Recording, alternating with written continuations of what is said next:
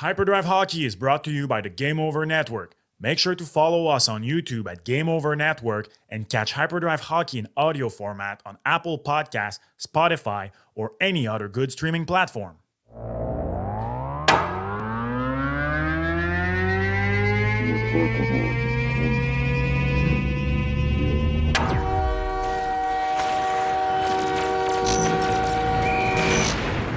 Hello, beautiful citizens of Planet Hockey. Welcome to another episode of Hyperdrive Hockey on the Game Over Network. My name is Max Vanout. Daphne Malbeuf, how are you doing today? I'm very good, Max. A little sick, but nothing to keep me out of this podcast. And is it Easter today? Because we're both in Easter colors. I'm wearing the pink. You have your Toronto Raptors cap on, a very beautiful one too, may I say. I feel like we maybe need, to cheer us, to cheer up with the colors that we are wearing. Maybe that's the case here. Yeah, and then they say that all the deepest blues are black, or at least this is what the Foo Fighters once said, and he is wearing the deep blue. He is the one on the Monday Blues, even though we are recording this on a Tuesday. Kevin Laramie, Funkmaster Flex, the man behind the board. How are you doing? Doing pretty good. It's a little homage to the St. Louis Blues, but more I'm missing my golf season, so I'm wearing my golf. It's my golf era today. Oh, he's in his golf era. Beautiful. I bought myself some new clubs. I have to take them out of the office every day because I still don't have place to store them in the place of the old golf clubs. It was an early birthday gift from me. End of season sales. I don't give a damn about Black Friday. I don't give a damn about Boxing Day. I do love in sports the end of season sales. If you want a little tip, if you're a gear junkie like me, you buy your sports gear at the start of a season or at the end of a season, because this is when they need to clear the stuff. And you can get, I had almost 40% on my clubs. 40%. Have you seen the inflation, Leafy? Okay, let's not go there. I'm going to ask you via chat what you got, and I might go shopping later today, but that's an offline question. I'll send you a picture. You talked about the Blues. We will talk about the St. Louis Blues in a minute. We will talk about everything going on in Planet Hockey. So many things going on everywhere this week. I mean, the trade out of Pittsburgh, the New York Rangers apparently looking to retool, I don't know what, trade some veteran players. We will talk about some injuries coming back. The Habs, Toronto versus Panthers, which will happen later on this week. A huge game for both of these teams for many reasons. But let's get going with the story today, which is, well, you know what? Jim Montgomery is back. Wasn't gone really that long. They didn't even have time to, not even like a weekend getaway with his wife. Nothing. Like, he's back already on the horse. Not even having time to fully pack your apartment, just like a little suitcase, and you're out and about 5 days. Nope. I knew he wasn't going to be on the market for a long time. But 5 days? I didn't expect 5 days. Yeah. So Jim Montgomery back in St. Louis. He's now the head coach of the St. Louis Blues. I'm saying back in St. Louis because, of course, he used to work for the St. Louis Blues. He was an assistant a few years ago on the Blues. He won his first game 5-2 on Monday night. The Blues beat the New York Rangers 5-2 in Madison Square Garden in New York. So, crazy story. So, number one, I think, and I will apologize to Daph if I am wrong, but I think Kev is the one who brought last episode, or when he got fired, that there could be some memories of Claude Julien. So for those of you who don't remember, Claude Julien, and I went to check this morning on his Wikipedia page, he was fired because I remembered he was hired in Montreal in 2017 on Valentine's Day. So I remember it was because it was kind of we all joked about this in the media back then. Like, you can see where we went with this, love stories and all, back in 2017. So he was hired on Valentine's Day. It was a week after being fired from Boston. So it was 7 days. Well, damn, Jim Montgomery, that was even quicker than that. So he was fired on last Tuesday, a week ago, and he got hired 2 days ago. So that was 5 days, like Daph said. And Kev, I just wanted to mention, you're the one who said that maybe this would change the plans for teams. And I think this is exactly what happened, because the St. Louis Blues Drew Bannister was interim head coach most of last year after the firing of Craig Berube. He was named permanent head coach this summer, but only 22 games into the season. Now he is out. And I think Kev was right when he said that the availability of Jim Montgomery changed things for GMs, especially for Doug Armstrong in St. Louis. He just went for the jugular there. Like, they pulled the trigger, after the first game of a 3 games road trip. But when you see Montgomery, like the second he gets to the market, you're like, he wouldn't be there for long. When a guy like that becomes available, he's a Jack Adam winner. He's someone you can trust because he was there before. You got to take a shot at it and you got to move quick. And people were maybe being a little angry at Doug Armstrong, but he was just in a rush and he just pulled the trigger. And I feel that there is no such thing as loyalty in this kind of situation. And a wise man said once, remember, Max, if you want loyalty, buy a dog. And I feel that this is one of the case. Go ahead, Kevin. I also wanted to add one thing, is the loyalty of Doug Armstrong actually is stronger with Jim Montgomery than it was with Drew Bannister. Just because they knew each other for longer. And he never really wanted Drew Bannister. Just the record they had like last year, like, okay. But this year, if we take a second and just look at the record of the St. Louis Blues, it's not catastrophic, like 9-12-1 before the firing, but it's more 2 wins in the last 9 games. Doug Armstrong was like, if I fire him now, it's kind of like defendable, and I can get my friend back and Jim Montgomery back as head coach. Yeah, he has the good situation here, Kev, and I'm with you on this one. I was like kind of wondering what they hired Bannister. Was it because they couldn't find better elsewhere, and now they have it, and they're like, okay, Bannister's been part of the reset, retooling process, and when you look at his record, he's been a coach that developed players in the AHL, in the OHL. So he didn't have like NHL experience before replacing Berube last season.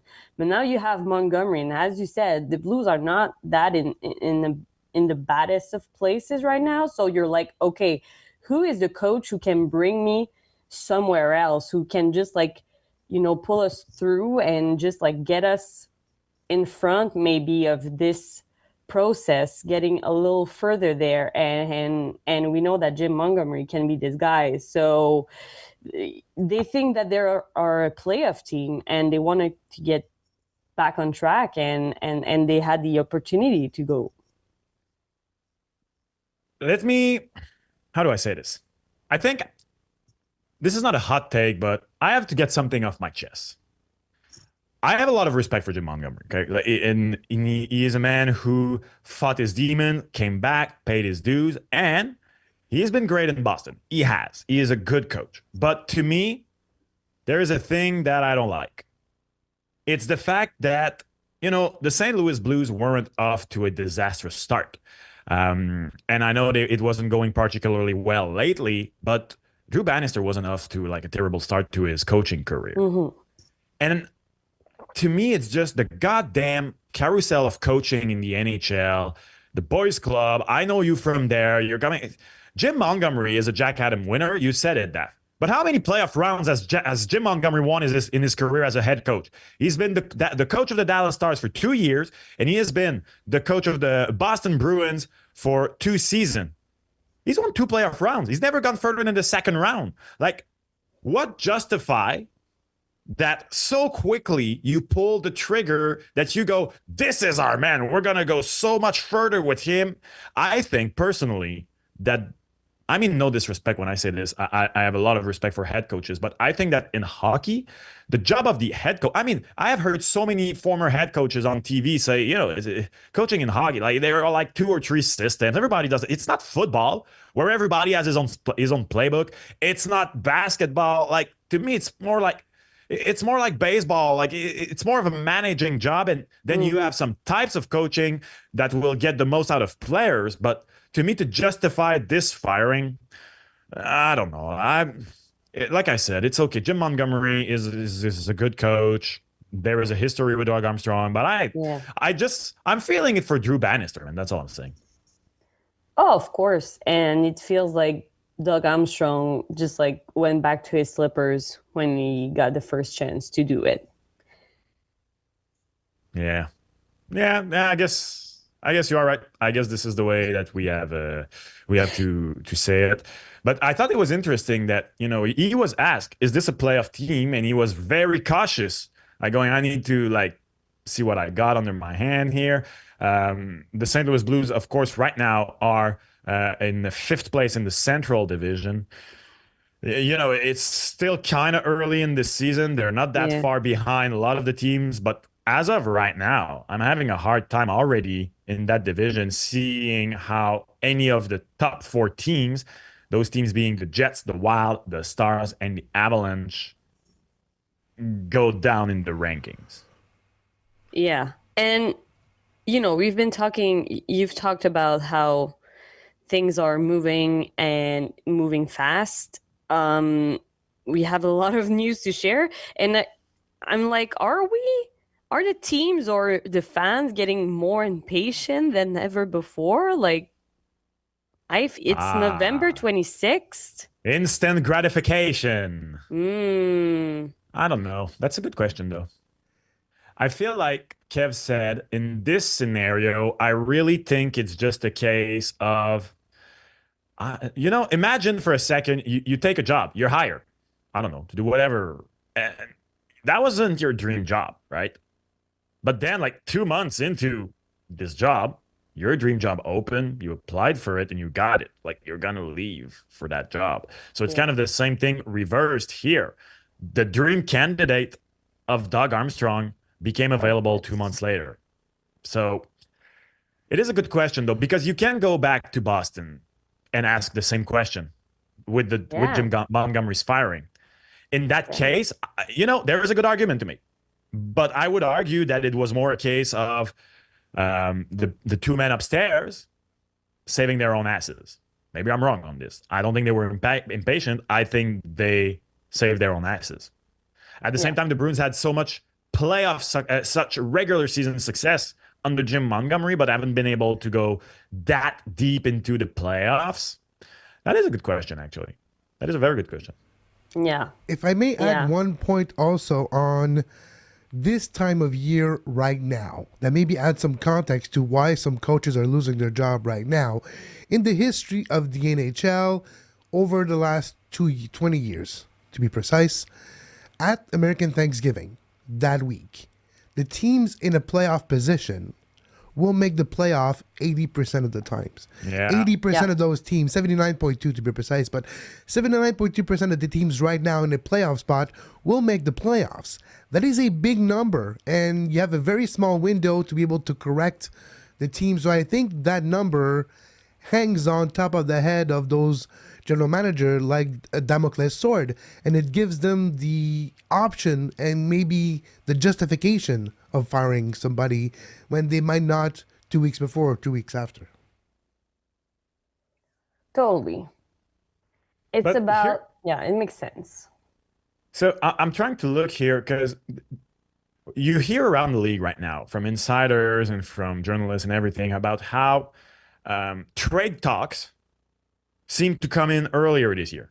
And this circles back to what you were saying, Daph, about impatience, about all of this. And also, that stat that Kev says, we know it. The teams know it. Of course, they're not dumb. They do their homework. But I'm looking right now at the standings, and I do wonder, because you're looking at it right now. I would say there is, at least at the moment we are recording this podcast on November 26th in the year 2024, I would argue that there are at least 1, 2,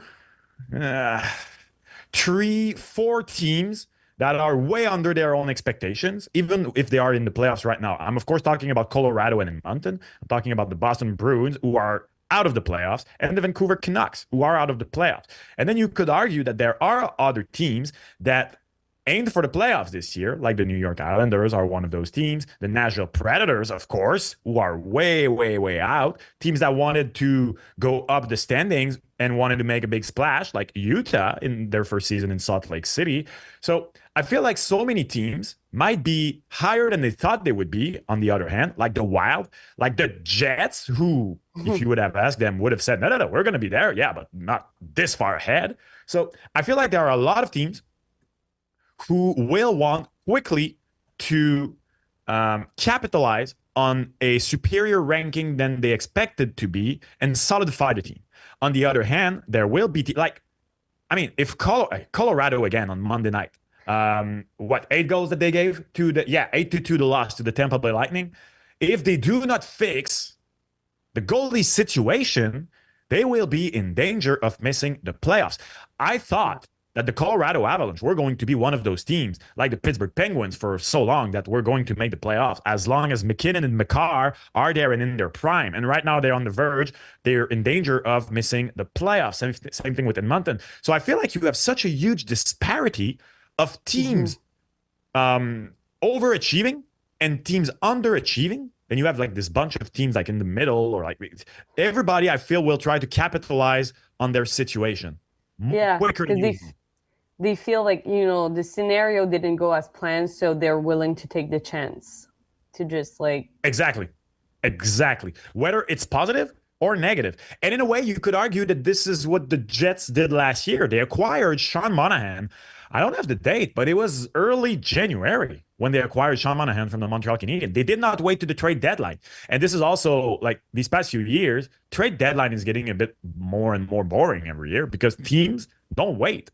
They're not like me. They're not waiting for the end of season deals. They're pulling the trigger. They have the money. They have dad's credit card. It's black. It's platinum. I don't know. I don't have one of those cards. Bang! And they're pulling the trigger earlier than ever. I think all this to say that you're right. This is all TikTok's fault. This is TikTok's fault. We were impatient now. Instant gratification. Yeah, but you cannot be mad that they want to, improve their lot. Exactly. And just take the chance, as you did with your golf clubs. Exactly. We want more for our money. We're taking the chance. We're doing it. All right, that will be it for today's subject. Let us know in the comments, how do you feel about Jim Montgomery landing in St. Louis? Do you agree with me that this is a bit kind of unfair to Drew Bannister? You can argue that you know what you sign up for when you're head coach. Yep, exactly. But 22 games in the season and 76 into your regime as the head coach? Yeah, I feel like my men deserve more time. Let us know in the comments, of course. Now, let's go around the National Hockey League.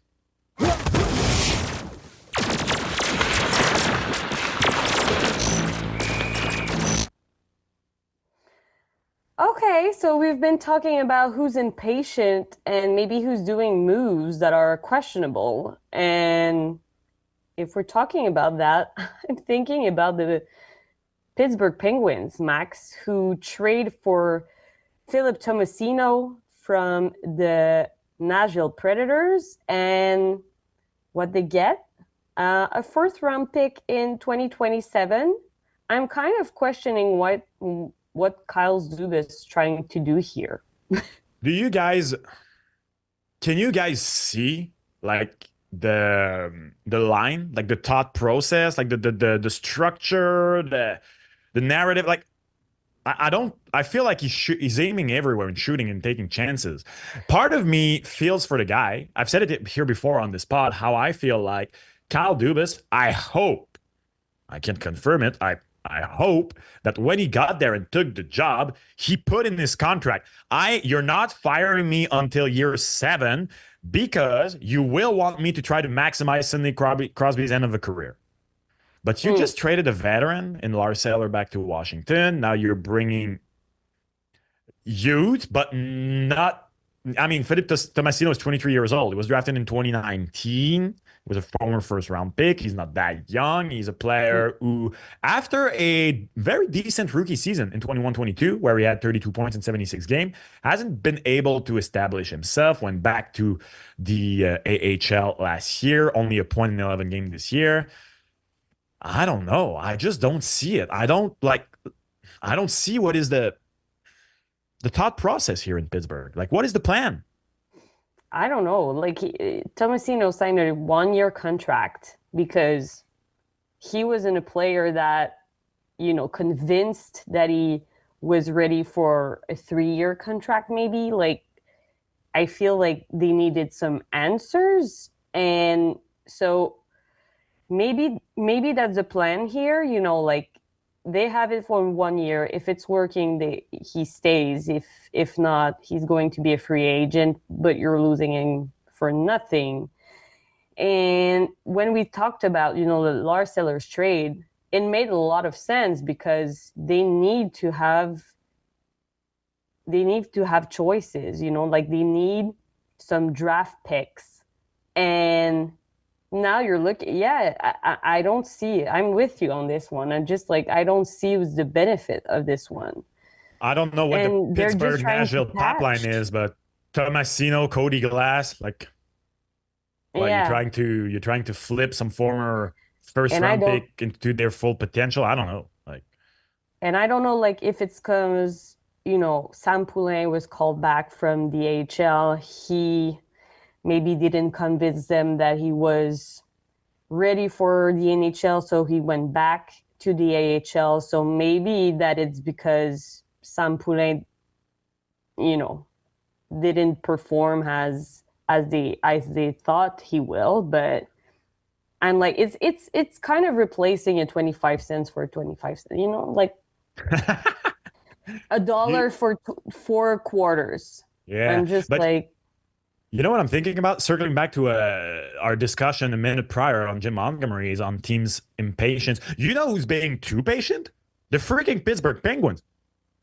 yeah, You have for a no long time. leash. You have no time to waste. You're supposed to be, that movie with an aging star who is like, I don't know, wife died and went on a VR trip and like wants to start living or what. Basically, you need to be the man in Up. You need to go and live for the love of your life who died. Put some balloons above your house and go to a magical land with a Boy Scout and a talking dog. That's what the Pittsburgh Penguins need to do. There's nothing left for them to do in their small house in this neighborhood. Literally, the only thing you can try right now is firing Mike Sullivan. Am I just being salty because my prediction was that he was going to be the first coach to lose his job this year and now he won't be at best third? Maybe. But you need to pull something out. You're 2 points ahead of the Montreal Canadiens, who have 3 games in hand on you. You have Sidney Crosby. You are not allowed to let Sidney Crosby end his career in the bottom of the standing. Sorry, I'm pissed. And I thought with it, no, but you're right. It feels I'm not like, even a Pittsburgh Penguins fan. What am I doing here? No, but it's like you're a friend who's friend with someone who's been in a long relationship, and you're like, you are clinging for the fun memories there. And it just pisses you off because you don't care either if your friend stays with that person or not, but you're just like, I feel that this could be really good for you. And I don't know why you're, just holding on to those old memories. Bravo. And if it's because you're looking at the housing crisis, you're saying like, I'm not going to break up because of the housing crisis. Well, guess what? With Jim Montgomery, you had a full nice apartment near a subway station for $1,000 and you didn't take it. So you're like, what are you waiting for? This is maybe what pisses you off. This was such a beautiful analogy, which leads me to 2 things. Number 1, is this a situation you're living right now? Do you have a friend in mind? Because that was very precise.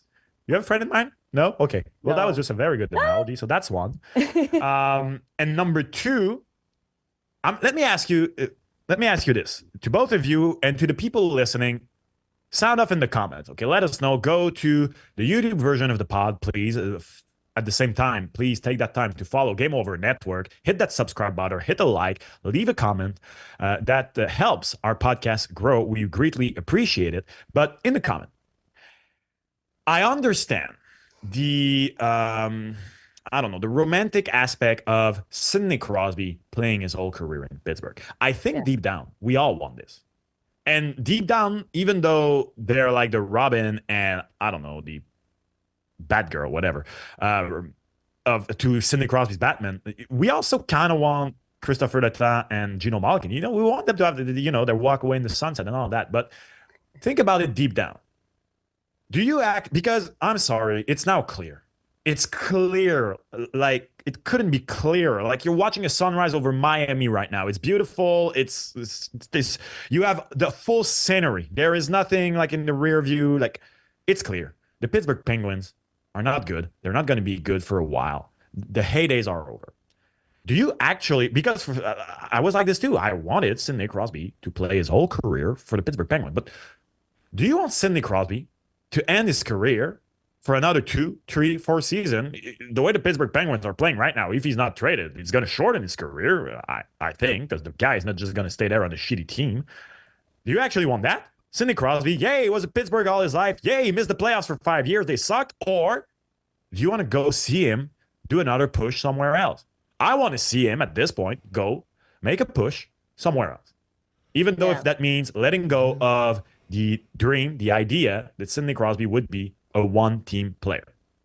Yeah, it would be sad, like, if he hung on to this and just like slowly dies in there. Can't happen. Okay, it's so scarier though. Here's my hypothesis: if Sidney Crosby leaves, he's gonna. And I'll be quick on that, but he needs to go to Canada, right? And the Montreal Canadiens are not in a position where, but. Imagine him. Wait a minute, he needs to go to Canada? Why does he need to go to Canada? Well, because he wants to play for Canada. But imagine if he gets traded to the Toronto Maple Leafs. No! And Sidney Crosby on a third line with John Tavares or something. No. I think that's more likely than him coming to Montreal. No. Never. That would be no. the saddest thing. But this cannot happen. Imagine if Crosby is the one to bring the cup back to Toronto since 1967. We just lost all our Toronto listeners because we had the most Montreal reaction. Well, let me flip that. Imagine if he goes to Edmonton. Yeah, for sure. Yeah, or Colorado is the one they're saying because of his friend McKinnon. But imagine him and McDavid on the line. Draisaitl, McDavid, Crosby. That's not too shabby of a line here. Yeah, but let me ask you this, okay? Because this is something, because, of course, whenever it's a question of Sidney Crosby maybe leaving, a lot of people, like Kev said, imagine Colorado. Now, they have Casey Middlestad now, but Colorado, since winning the Cup, have had depth problem at center behind McKinnon. Of course, Crosby and McKinnon are from the same city in the East. They're friends, they train together, all that. So, and they're technically a contender, even though right now they don't look like one. So it's a perfect match, right? A match made in heaven. A lot of time, at least I've heard, some people just for the heck of it throw the hypothesis of, can't believe we dropped the word hypothesis twice in this podcast. That's beautiful. Thank you, Kev, for like uplifting the quality of this podcast. This is amazing. Of Crosby to Edmonton. But let me ask you this. If you're Connor McDavid, you would never say that publicly. Do you actually want Sid? Since he doesn't have a cup, and here's why I'm asking this. Imagine Sid goes to Edmonton. Edmonton instantly wins a cup. I guarantee you that the McDavid haters will not drop. Well, they will drop the McDavid doesn't have a cup. And now they will go with, he needed Crosby to win a cup. He couldn't do it by himself. That's like me with Kevin Durant. I don't hate many athletes. I'm not a big fan of Kevin Durant. I don't give a damn about his 2 rings with the Warriors. They are Steph Curry's ring. He just rode shotgun. I don't care if he won playoffs MVPs, finals MVP that they are in the NBA. I don't care. He hitched for a ride. He hitched for a ride on a very good team. Some people would argue, even though it's Crosby coming, some people, I guarantee you, that McDavid's hater would go, nope, that doesn't count, McJesus. You needed the actual best player of his generation to do it for you. I'm sure that's what would happen. And I think that he would never say it. If he had won the cup past spring, he would be, yeah, sure, great. But since he hasn't won the cup, I'm sure that deep down he would be like, oh, come on now. Maybe not. Maybe he doesn't care. That would be outrageous. Like, to see his star fade like that just because Crosby's like the savior for the Oilers. That would be unfair. That would be unfair. Oh my God. You know what would be crazy? He could go like on a 40 points in 20 games, playoffs, And people will be, nah, you needed Crosby, buddy. Not good enough. Not good enough. Well, what can I do? Oh, You can't people. win. You can't win. It gets back to we are more impatient and more demanding than ever before. Exactly. So we've been talking about, changes in Pittsburgh. And I'm looking at some other news. The Rangers are looking to make some move that would be huge for them. Sportsnet's Elliot Friedman reported on Monday that the Rangers are listening to some offers for Captain Jacob Trouba and Chris Kreider, while there's talks for other players are there still ongoing. And I'm looking at this, Max, and I'm like, are they serious really about trading Trouba? Maybe because it was, maybe already in the plans. But are they serious about Trouba and Chris Kreider? That is crazy. And to me, it's the Chris, Jacob Trouba, you've said it, we knew it. They asked for his no teams trade list earlier last year, didn't provide him. There is kind of a sense that with Igor Shesterkin, the Rangers seems committed to signing Igor Shesterkin, whatever the cost. So Jacob Trouba probably is the odd man out here. But the New York Rangers are a team that are in cup or bust territory right now. And this is so interesting because we're talking about, they're not if you're asking me the best players on the New York Rangers, I'm going to point to you to the two Russians, of course, Artemi Panarin and Igor Shesterkin. Then I'm going to go to Mika Zibanejad. I think even Vincent Trocheck in a way. Alexis Lafreniere is taking some step. I haven't even mentioned Adam Fox, like in terms of just best players on the ice. But I still feel like Trouba and Kreider are the leaders on this team, not just because they have letters. I would be curious to see the dynamic with Trouba, since it's kind of known that he might be on his way out, but he's still there. He still has the C on his jersey. And the Rangers are, right now, I at least personally, I'm going to speak for myself. I don't know about you guys. The Metropolitan is surprising, particularly because of the Washington Capitals. But the New York Rangers, okay, they've lost their last 3 games. Fine. They're 12-7-1. Some people argue that their record doesn't really show what's really going on, because if you've been watching the Rangers this year, they're not that impressive. Mm-hmm. But I don't know about you guys, but that is such a curious case to me. But this could be huge. I mean, when you're thinking about your team, I know you're thinking about, okay, what is this guy giving me right now? And, if we're looking at Chris Kreider's record, he has 9 goals in 19 games. But there are some elements that are super important that you need to take into consideration, which is he's the longest serving Ranger right now. Yeah. And he's a big piece on this team. He's a huge leader. Even if he's not the captain, he's kind of one of the most important piece of this team. And he's been there since 2012 and 13. He has helped the squad to 9 postseason appearances in 12 seasons with the team, including the run to the Stanley Cup final in 2014 and 3 trips to the Eastern Conference final. If you don't want to have that in your team, who's pushing, to get to the Stanley Cup final once again, I don't know. I know that the return would be good because he's on a 5. So he's on the 5-year of a 7-year, $45.5 million contract there. But he is 33 years old. Yeah, he is 33 years old. Here's the thing with Kreider, though. He's been good in the playoffs. Panarin's been more of a problem in the playoffs. Chris Kreider, he had 10 goals in 20 games, 16 points in 2022. He had over a point per game in 2023, but they were eliminated quickly. He had 12 points, 8 goals in 16 games last spring. And the thing, what are you looking for those two guys? Because, okay, you need money to sign Shesty. All right, I get that.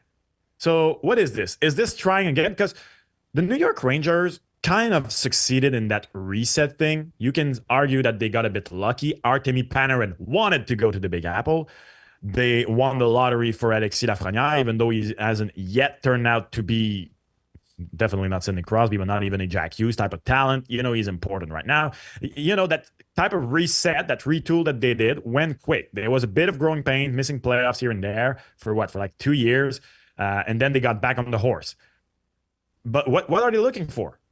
Like, because for Chris Kreider, you're not going to get like a bona fide blue chip player. Like, you're not going to get Trevor Zegras. I don't think so.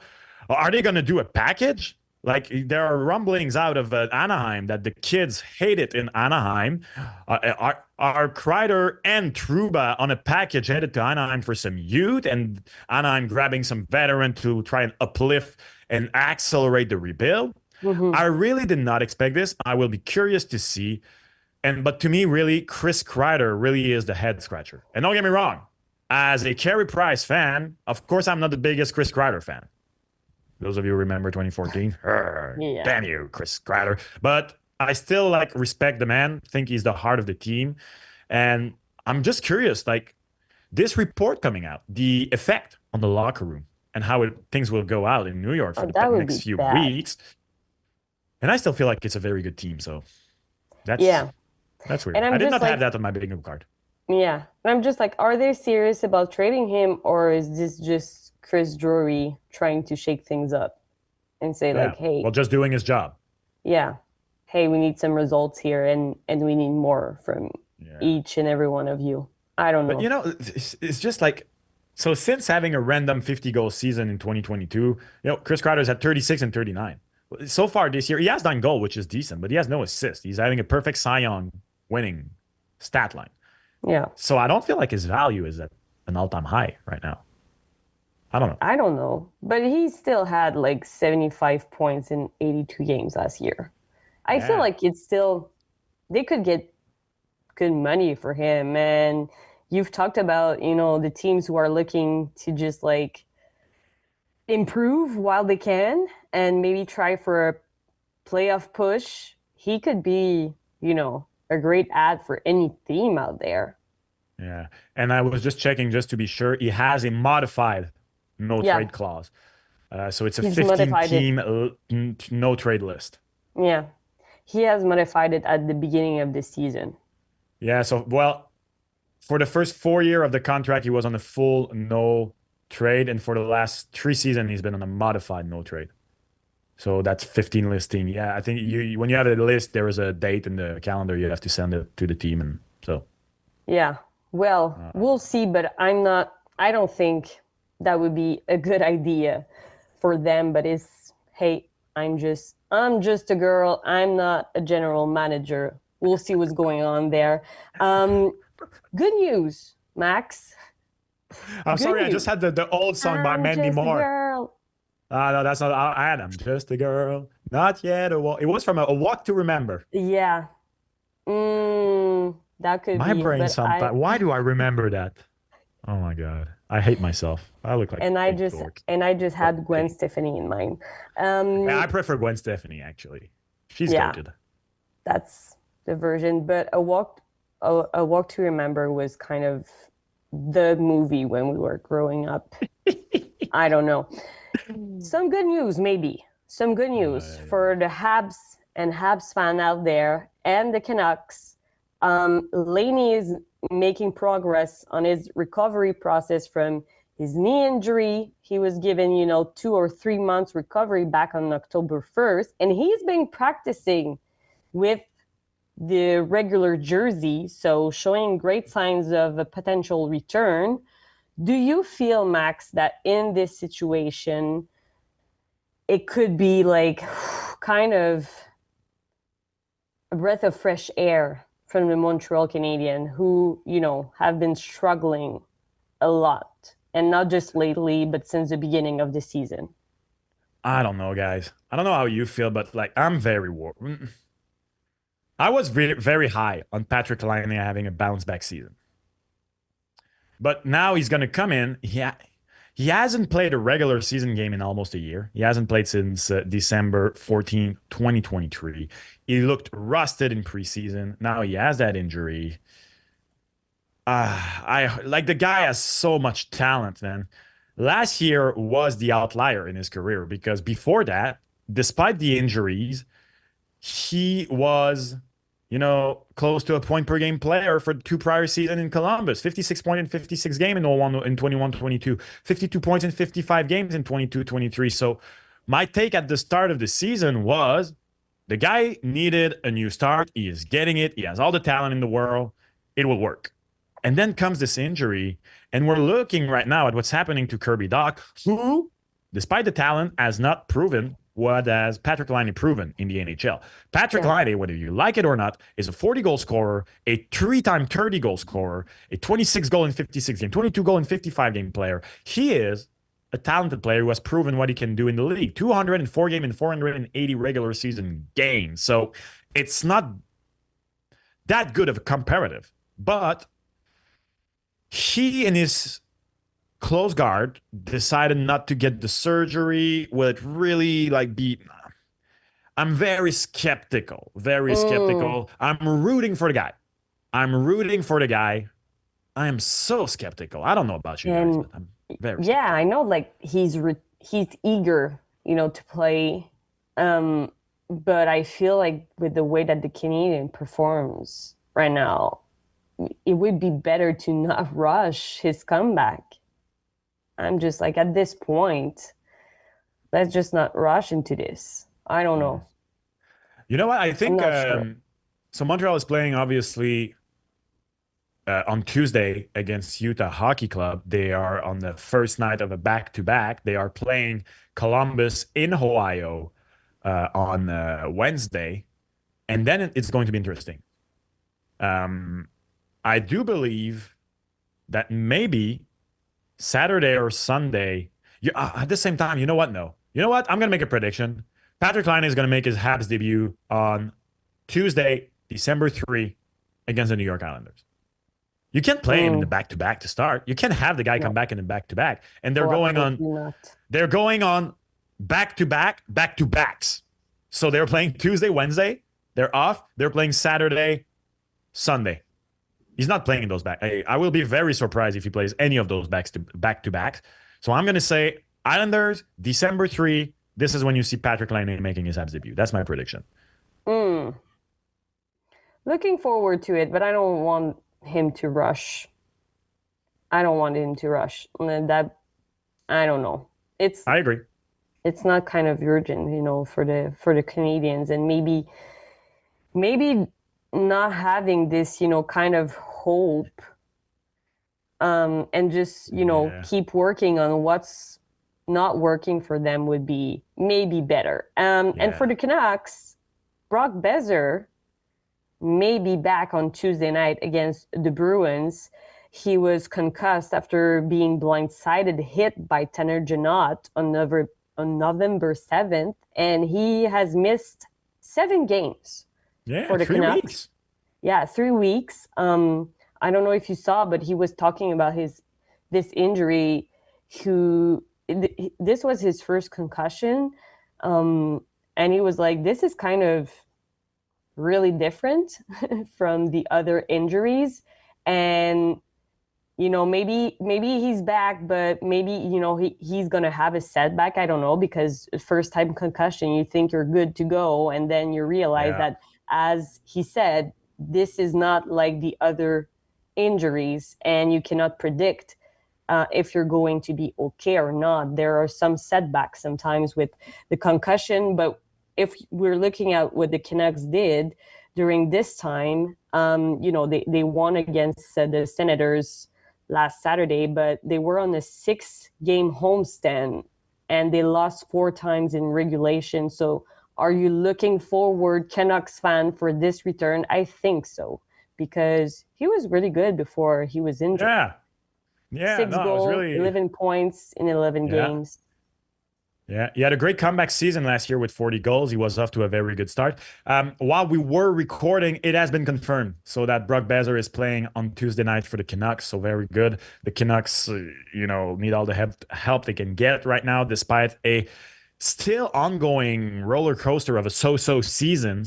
Are just the point back of the playoff with 3 games in hand on the Oilers and the Avalanche. So a really cool boost for the Vancouver Canucks. And I just hope that Bezer will find his groove quickly, and more importantly, that he is 100% in his head, because this is the type of injury, like you said, that teams need to play their part. Medical teams need to play their part in protecting the players. So hopefully a good comeback for Brock Bezer. Do you agree though? Because he hasn't been training on the top line. Like Rick Tocchet, he made some changes while he was gone, and he newly formed a top line with Elias Pettersson and DeBrusk and Sherwood. They've all combined for 3 goals and 7 points in the win against Ottawa. Do you feel that this is a good call, the right call, to not touch that line and just figure out where Bezer can fit in the lineup? You know what? I am a big fan of the "if it ain't broken, don't fix it" line. Yeah. So, of course, with JT Miller out right now, we don't know for how long. We don't know why exactly, but on some personal leave. It's tougher. The depth is not what it used to be on what used to look like a very deep talent pool offensively for the Canucks. But yeah, no, I have no problem.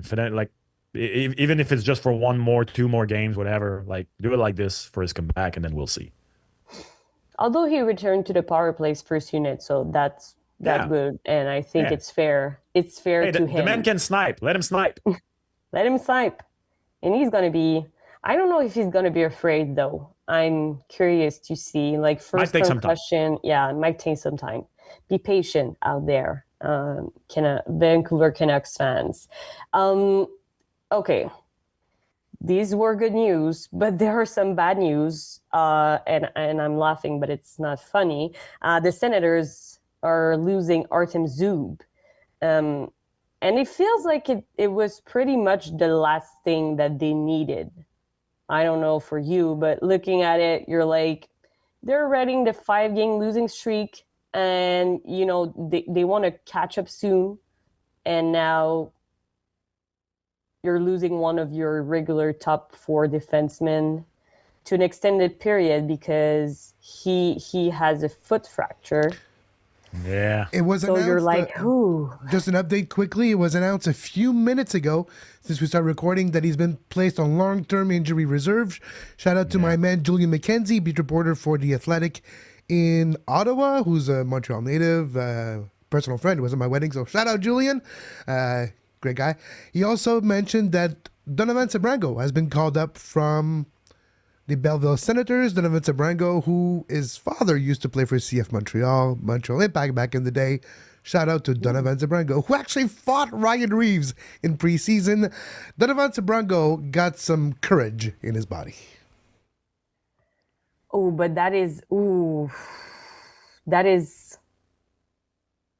terrible news, because Ottawa can catch a break. I was big on Ottawa this year, and they can't catch a damn break. It's both Ottawa and Detroit to start the season not being able to catch some ground.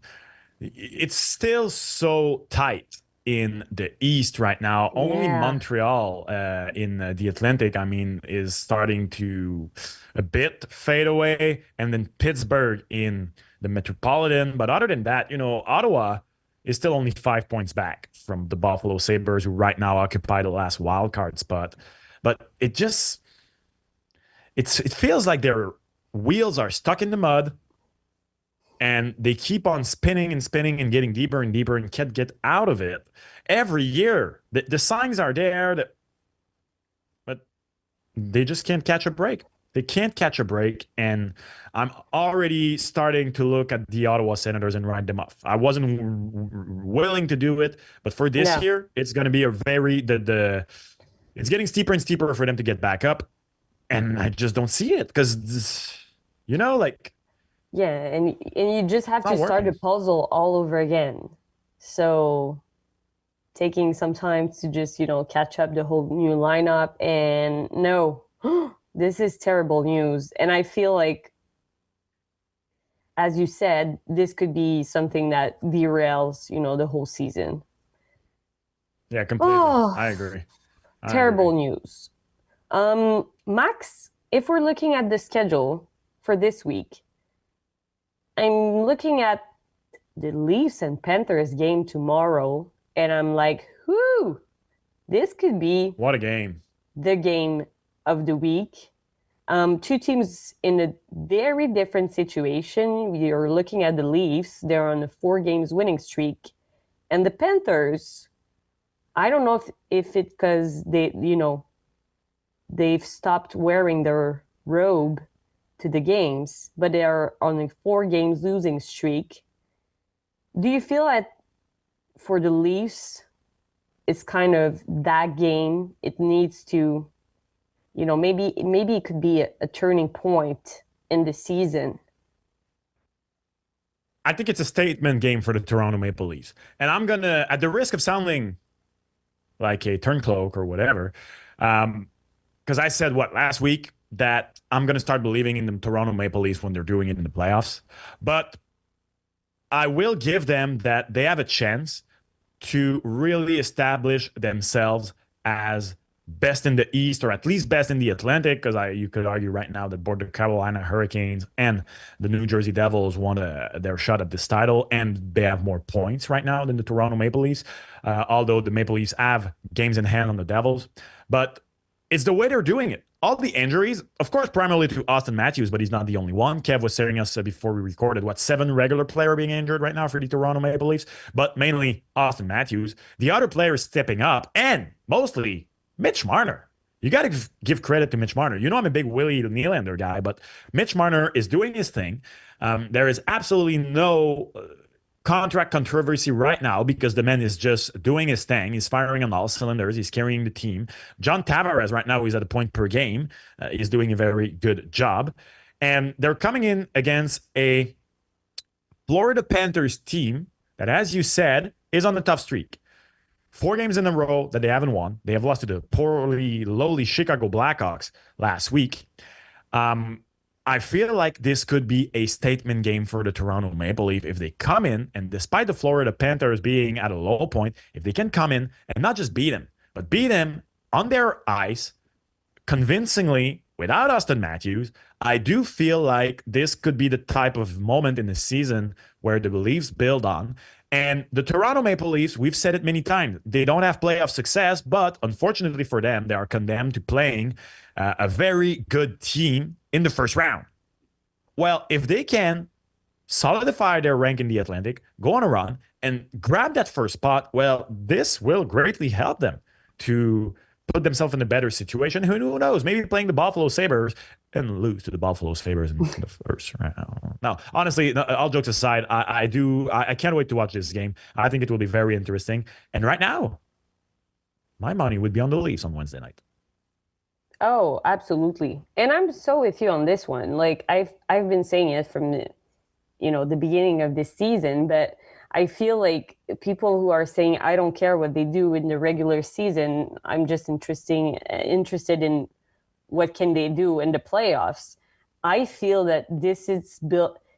You have to build it slowly during the season, and in those cases, like these statement games, as it's going to be on Wednesday night, you need to show that you are prepared for this kind of battle.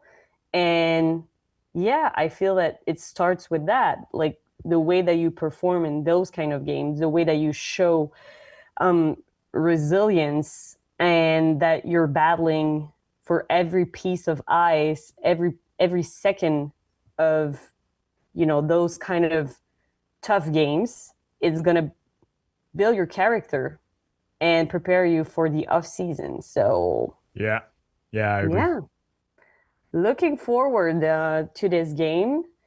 And I don't know if people outside of the Montreal bubble have seen this, but there is no more gentle parenting in Montreal with the Montreal Canadiens, Max. Kirby Dach and Juraj Slafkovsky have been on the 4th line. They were moved down the lineup, and this occurs after the Habs 6-2 loss against the Vegas Golden Knights. Slafkovsky was -4, 16-minute-ish of ice time. Dach was -2, 15:30. And neither of them recorded a point. And I'm looking at this, I'm like, oh, this can be kind of a message for the whole team that playtime is over. And we are not going to gentle parenting anymore. I don't know about you, but I'm kind of surprised Slafkovsky's in the doghouse. I am not about Kirby Dach. And so the narrative right now around Kirby Dach, I feel like I get it. He's not good. I get it. He does seem like his effort level doesn't seem to be optimal, but guys, Kent Hughes refuses to let go of Justin Barron, who we paid a price to get in Archery Lekkonen. Kent Hughes refused all of last year to let go of Caden Primo, who's not even his draft pick. You think he's going to let go that quickly on Kirby Dach? He won't. No. Because here in Montreal, the rumbling is, all right, let's move on from Kirby Dach. Oh, you think he will move on from Kirby Dach after paying that much of a price? Oh, hell no, he won't. He won't. Absolutely not. But he has not been good enough. But Slafkovsky? I don't know. Yeah, I'm kind of surprised. I don't hate his play that much. I mean, it's not good enough, but I don't know. How do you feel about this? I just feel that, we've shortened the leash for everybody. And that we are kind of sending a message to everyone. Maybe it's unfair to Slav because, he's young and he hasn't been terrible, as you're saying. But for me, it's just kind of the way of just sending this message. Like we are shortening the leash, and this is good for everybody. So yeah, if you're not playing I want you to play, and if you're not, and if I don't feel that you're helping the team, I'm not gonna take it. Yeah. You're gonna have some time to think about what you can do, and what more can you do to help your team. Yeah. To be fair, after an okay start to the season, it's been very tough for Slafkovsky. Since November 5th, he has point in only one game. It was a 3-point outing against Buffalo. Other than that, it's a big 0 everywhere. And that Saturday night, that game against the Vegas Golden Knights was atrocious, completely atrocious. So, you know what? Still a young man, still learning. I think he's going to come out bigger out of this. Out of the two, I'm way less worried about the Slav squash. Yeah. And maybe Martin St. Louis knows that it's kind of the way that he needs to deal with Slav and just a way to, push him a little bit further. But there are two guys that are important to this lineup, and we need to be confident and to be good so that the whole team can win games. And Martin St. Louis said, it's not a message to everybody. It's just a way of moving forward. And I thought it was interesting because we've been saying okay, what we need to do and this and that. And it feels like we've just been circling around and just not getting where we want to go. So I thought it was interesting to say that, okay, for me, it's a way of moving forward. And maybe it is just what it takes. I'm curious to see how they're going to bounce back. And in times like this, you see what the guys have in them. Yeah. Yeah. And we were looking at this and we're like, oh, Joshua Roy is back.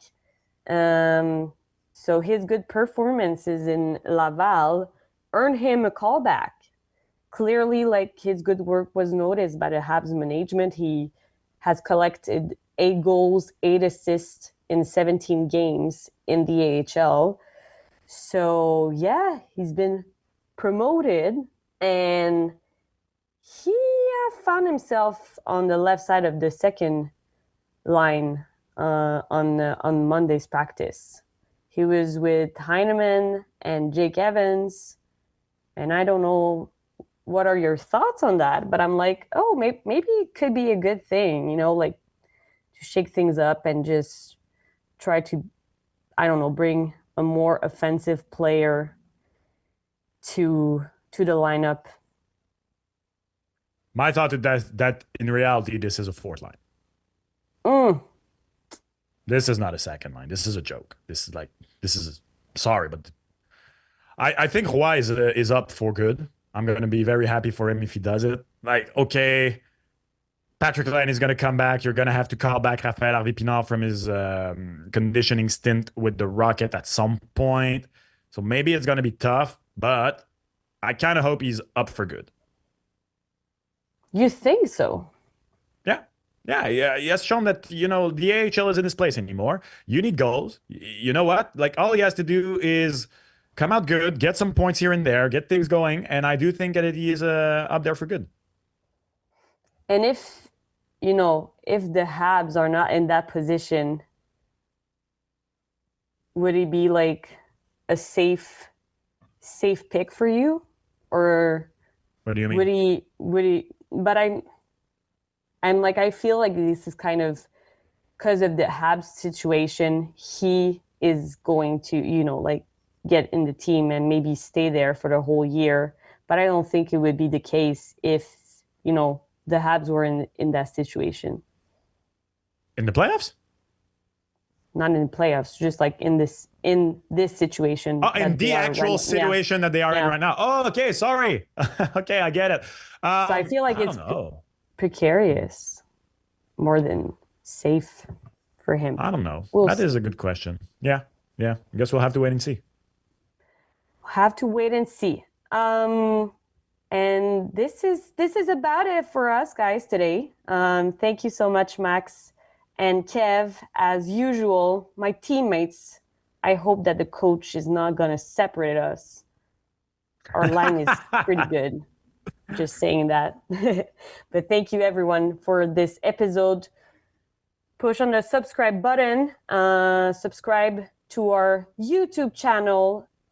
Listen to us on Spotify and Apple Podcasts. And I hope that things are going to get moving till our episode on Friday. Always a pleasure. Thank you so much, everyone.